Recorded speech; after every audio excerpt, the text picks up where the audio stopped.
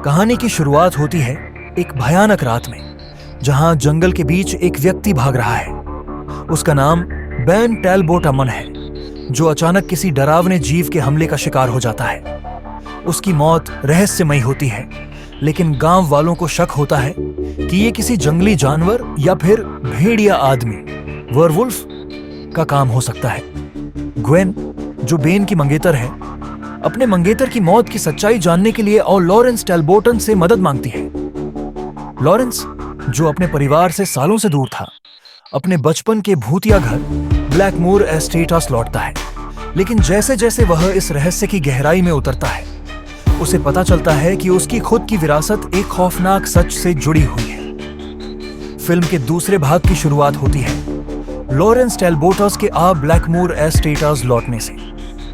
यह एक विशाल, सुनसान और रहस्यमयी हवेली है, जहां वह अपने परिवार के अंधेरे रहस्यों का सामना करने के लिए आया है। लॉरेंस टैलबोट, जो सालों से अपने परिवार से दूर था, अपने भाई बहन की मौत के रहस्यों को सुलझाने के लिए इस गांव में आता है।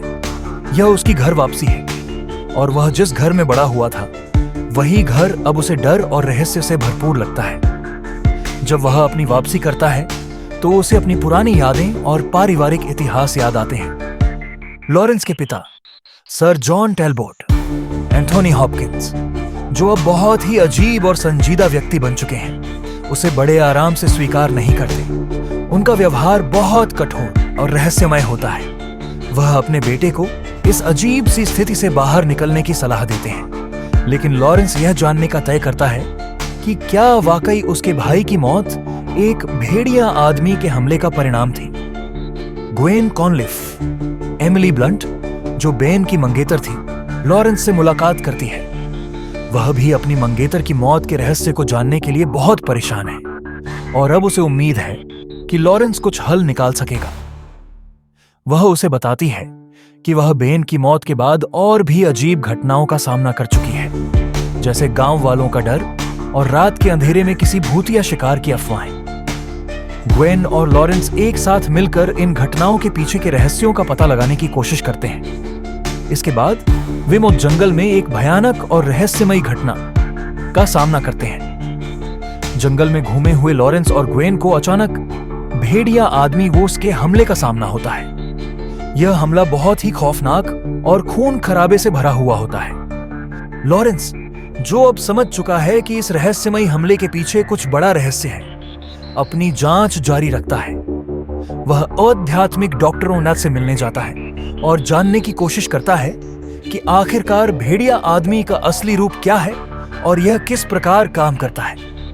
वह एक पुरानी पुस्तक में पढ़ता है कि ये शापित प्राणी केवल एक खास घटना से जुड़े होते हैं, और जिस रात वे पूर्ण चांद के दौरान सक्रिय होते हैं, उसी रात उनका रूप बदल जाता है। लॉरेंस के चेहरे पर डर साफ नजर आता है, क्योंकि वह यह समझने की कोशिश करता है कि क्या वह भी इसी भयानक प्रकट रूप का शिकार हो सकता है। भेड़िया आदमी का रूप बदलना एक बहुत ही डरावना और भयावह दृश्य है, जिसमें वह इंसान से एक खौफनाक जानवर में बदल जाता है। फिल्म के तीसरे भाग में लॉरेंस टैलबोट का संघर्ष अपने आप से और भेड़िया आदमी के अभिशाप से शुरू होता है। जैसे जैसे वह खुद को और अपनी स्थिति को समझने की कोशिश करता है, वह धीरे धीरे उस खौफनाक सच का सामना करने के लिए तैयार होता है। पूर्ण चांद की रात को लॉरेंस पर भेड़िया आदमी का शाप पूरी तरह से प्रभाव डालता है। उसे महसूस होता है कि उसकी शारीरिक और मानसिक स्थिति में असामान्य बदलाव आ रहे हैं। उसकी नसों में एक खतरनाक शक्ति का प्रवाह होता है, और उसका शरीर असहनीय दर्द में बदल जाता है। यह दृश्य दर्शकों को दिखाता है कि एक इंसान कैसे पूरी तरह से भेड़िया आदमी में बदल जाता है, जिसमें उसकी सारी मानवता खत्म हो जाती है। उसकी आंखों में एक अजीब सी लाली आ जाती है, और वह खुद को काबू करने में असमर्थ हो जाता है। लॉरेंस का रूपांतरण पूरी तरह से भेड़िया आदमी में हो चुका है, और अब वह एक खतरनाक शिकार बन चुका है।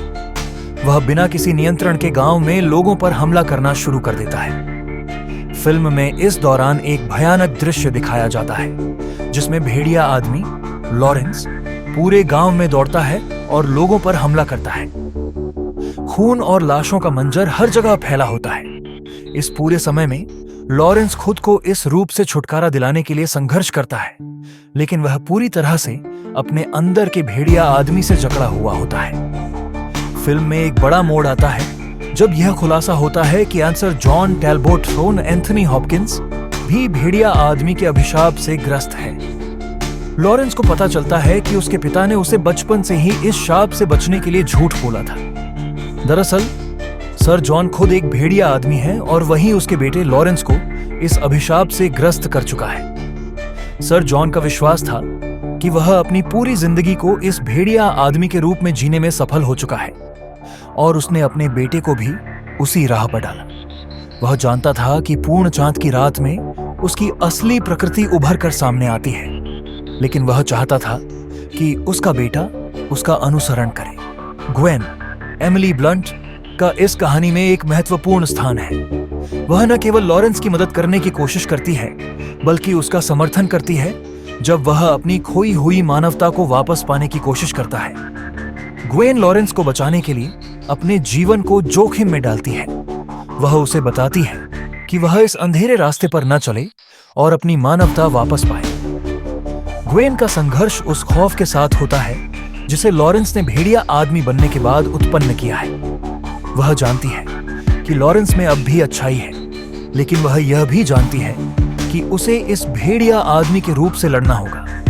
लॉरेंस की पूरी यात्रा अंततः एक निर्णायक संघर्ष की ओर बढ़ती है।